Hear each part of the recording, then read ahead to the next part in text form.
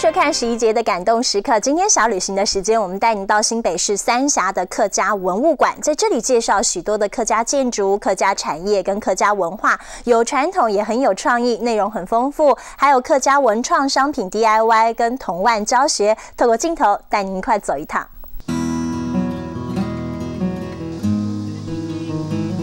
到三峡一游，别忘了到新北市客家文化园区走一走，光是建筑就很有特色。而入口的铜门也融合了客家传统与文化。进字亭啊，韩国白贡，土房屋，韩国呢客家油桐花意象啊，再来秦耕雨读的意象，大金山的穿着浴室。 整个展馆有现代感，却不失传统，而展出主题也很精彩，包含了客家的起源、语言、艺术、信仰、祭祀、建筑跟产业等8大主题。樟脑的木屑，再来蒸馏，蒸馏以后呢，就会发现它呈现了樟脑油。 新北市的拓垦过程中，新建了庙宇书院，有哪些古迹可循？这里也都能看得到。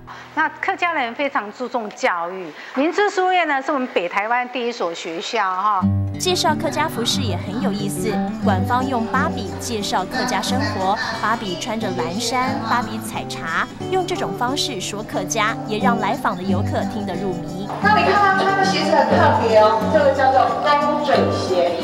好，高嘴鞋呢？拿的时候手含手拿，含手拿哈。那在上去之前呢？铜腕既简单又有智慧，要让大家不忘本，也特别设计了铜腕教学，让大家可以来体验。这群美国回台的华侨根本没有见过这些古早铜腕，但一样玩得很过瘾。它开灯之后会怎么样？会有5个颜色的灯。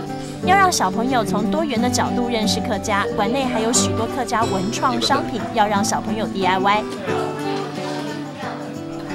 客家祈福灯的制作过程，导览员也说明客家祭典、客家文化，用有趣的方式让大家更了解客家。这个金粉啊，这是我们要来凸显这个鼓楼很精。传承客家精神，保存客家风貌，丰富多元的内容，让客家文化在展馆内精彩呈现。